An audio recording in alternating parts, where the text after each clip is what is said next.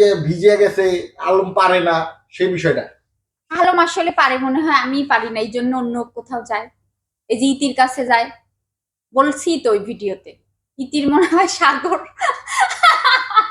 তো ইতির সাথে তো বিয়ে শাদী এখনো হয়নি। ইতি অলরেডি, আমি বগুড়া যেতে চেয়েছিলাম, ও অসুস্থ, হ্যাঁ। ওর কাছে যেতে চেয়েছিলাম, পরে আমি খোঁজ নিয়ে দেখি ওখানে ইতি গিয়েছে, তাই আমি আর যাইনি।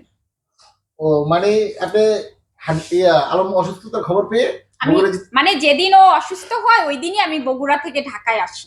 পরে শুনে আমি সেদিন তো জার্নি করে এসেছি, রাতের খবর পেয়েছি, পরের দিন আমি যাব, তখন আমি খবর পেয়েছি যে ইতি গেছে, তখন আর আমি যাব কেন।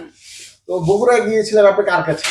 বগুড়া আমি গিয়েছিলাম আমার এক বড় ভাইয়ের ওখানে, ওখান থেকে আমি ওই মামলার কাজে গিয়েছিলাম। আচ্ছা আচ্ছা, মামলার কাজে। তো ওই যে রিয়ামনির বাসায় যে আপনি থেকেছেন, তো এখন সোশ্যাল মিডিয়াতে দেখছি আপনি রিয়ামনির সম্পর্কে নো রিয়ামনির বাসায় আমি থাকিনি, এটা একদমই রং কথা। তো ভিডিও তো দেখছি এখন এখানে আপনার এখানে তো এসে আমি ভিডিও করছি, তাই কি এখানে থেকে যাচ্ছি? ভিডিও শেষ আমি বাসায় চলে যাচ্ছি না? এখন আপনার সাথে আমার একটা বন্ধুত্বপূর্ণ সম্পর্ক হলো, আপনার সাথে আমি দূরে কোথাও যাইতেই পারি, সেখান থেকে এসে আমার বাসায় আমি চলে যাচ্ছি, তাতে কি আপনার এখানে আমার থাকা হলো? বলেন।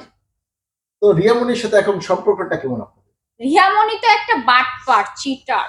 কেন? হ্যাঁ, ও তো আমাকে ইউজ করেছে। কি ধরনের ইউজ করছে? এই যে ওর শ্বশুর, যে আপনার শ্বশুর মারা যাওয়ার দিনও তো ও নটাঙ্কি করে বেড়াইছে, শ্বশুরের মরা বাড়িও যাইতে পারে না, ওর মুখ ছিল না। এখন এটা তো ডাইভার্ট করতে হবে অন্য কোথাও।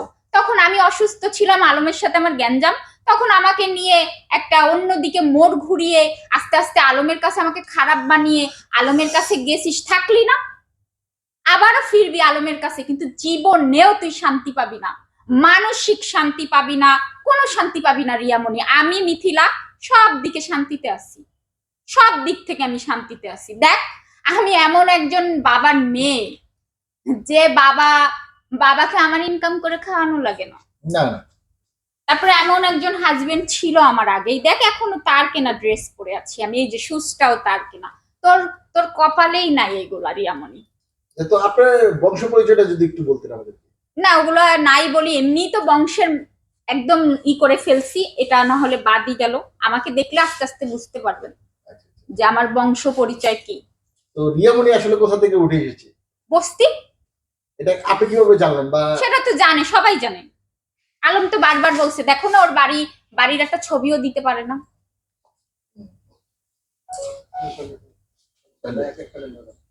আচ্ছা, সবাই দেখেছে, আর তখন আমাকে আশেপাশে সবাই বলছে যে ও কিন্তু তোমাকে ইউজ করছে, ও কিন্তু খুবই খারাপ মেয়ে, ডেঞ্জারাস মেয়ে। ও আলমের সব কাছের লোকদেরকে এইভাবে সরায়, কাছে টেনে নিয়ে আস্তে আস্তে করে এইভাবে সরায়। আলমের জীবনে যারা আলম, এই যে নুসরাতকে তো ও সরিয়েছে।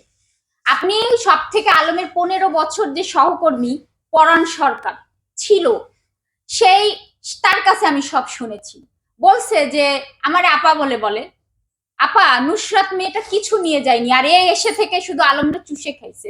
ওই আমার যে শ্বশুর মারা গেছে আলমের বাবা, সেও বলতো আলমরে ফোন দিয়ে গালি দিয়ে বলতো যে ও তোরে শেষ করে দেবে, শেষ করে দেবে, দিছেও তাই।